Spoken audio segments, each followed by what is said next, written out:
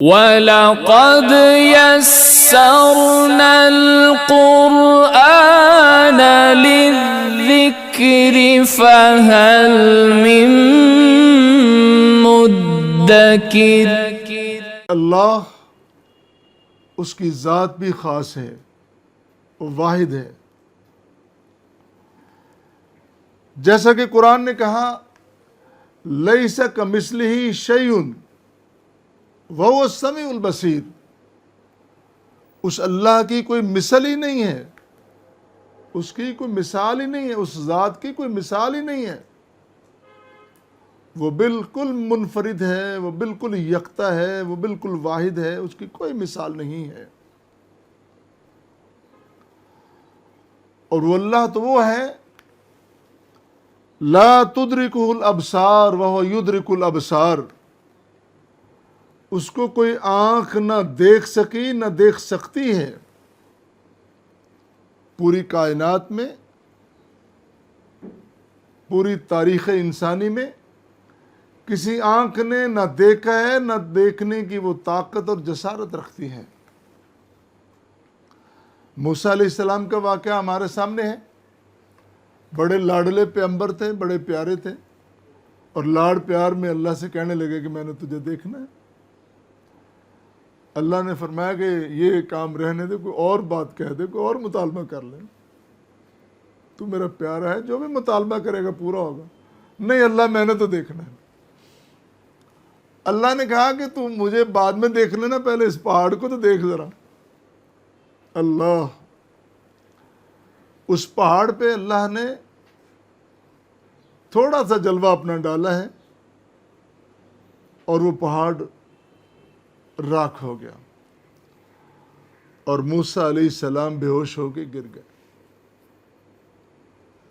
تو موسیٰ علیہ السلام بھی نہیں دیکھ سکے۔ آخری پیغمبر جناب محمد رسول اللہ صلی اللہ علیہ وسلم کا جو معراج ہے، اس میں بھی مفسرین نے یہی لکھا ہے کہ ایک حالہ تھا، ایک فرق تھا، اور اللہ نے یہ فرق رکھا ہے۔ اللہ اللہ ہے، اس کے بندے بندے ہیں۔ اس نے اپنے بندوں میں سے جس کو چاہا جتنا مقام عطا کر دیا، یہ سب اس اللہ کی عطا ہے۔ رسول رسول ہیں، اللہ اللہ ہے، پیغمبر نبی ہر ایک کا اپنا اپنا مرتبہ ہے۔ اور پھر اللہ کا یہ فرمانا قُلْ هُوَ اللَّهُ أَحَدٌ اللَّهُ الصَّمَدُ لَمْ يَلِدْ وَلَمْ يُولَدْ وَلَمْ يَكُنْ لَهُ كُفُوًا أَحَدٌ۔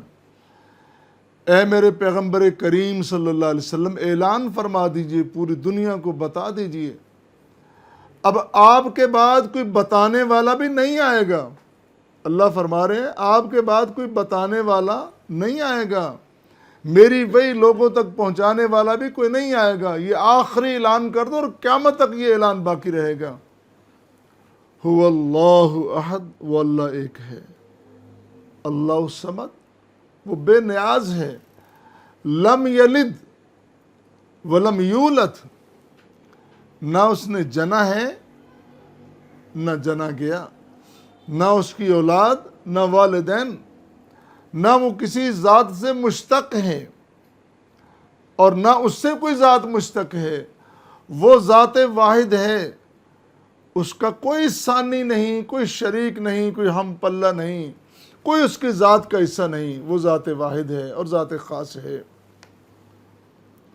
وَلَمْ يَكُنْ لَهُ كُفُوًا أَحَدٌ، اور کوئی ذات، کوئی شخصیت اتنی طاقت اور سقط نہیں رکھتی کہ اس اللہ تعالیٰ کی برابری کر سکے، اس کا کفو بن سکے۔ اللہ تعالیٰ نے جس طرح اپنا نام خاص رکھا ہے، اس طرح اپنی ذات بھی خاص رکھی ہے۔ اس ذات کا کوئی ثانی، کوئی مثل، کوئی مثیل نہیں ہے۔ اور ایک جگہ ایسا بھی فرمایا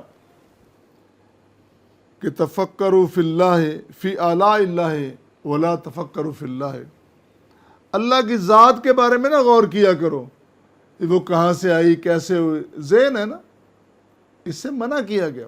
ویسے اس حدیث میں کلام بھی ہے لیکن اور ایسی کئی شواہد ہیں کہ جس سے اس بات سے روکا گیا۔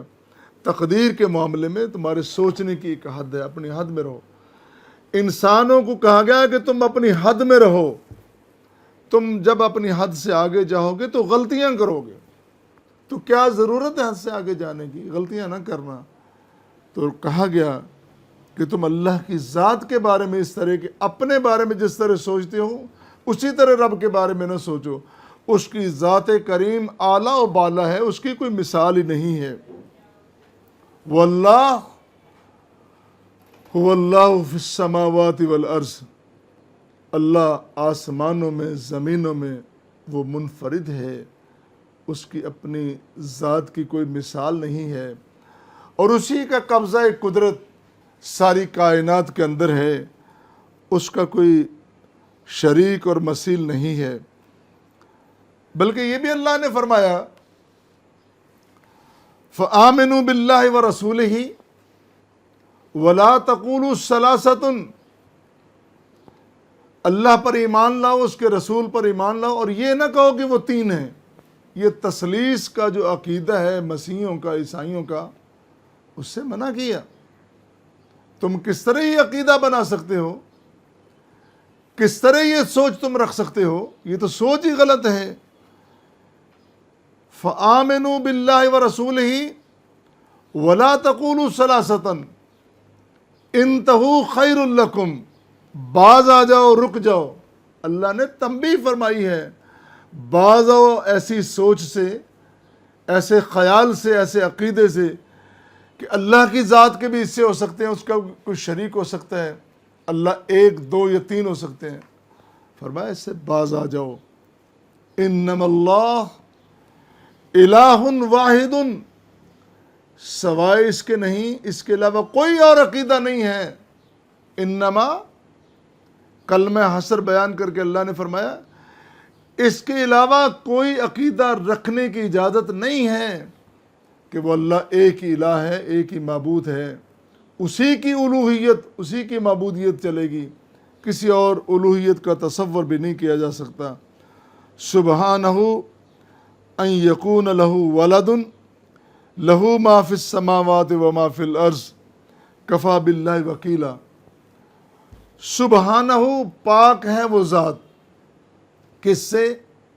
ان خیالوں سے، ان سوچوں سے، ان عقیدوں سے کہ اس کے علاوہ بھی کوئی اور ہو سکتا ہے، یا اس کا حصہ کوئی اور ہو سکتا ہے، یا اس کی اولاد، اس کا بیٹا یا بیٹیاں ہو سکتی ہیں۔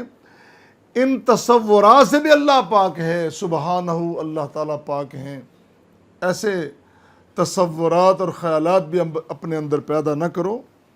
وہ اللہ جو اکیلا ہے، وہی معبود ہے آسمانوں میں، زمین میں، اور یہی عقیدہ اپنائے رکھو۔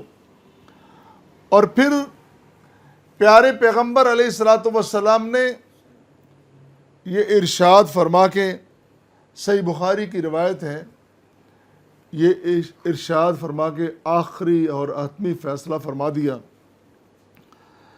قال النبی صلی اللہ علیہ وسلم لا تطرونی کما اطرت النصارى عیسی ابن مریم، جس طرح مسیحیوں نے اپنے نبی، اپنے پیغمبر عیسیٰ علیہ السلام کو بڑھا چڑھا کے بیان کیا، کہ جو ان کی حیثیت سی اس حیثیت پہ نہ رکھا، بلکہ اللہ کے مقام کے برابر لے جا کے کھڑا کر دیا۔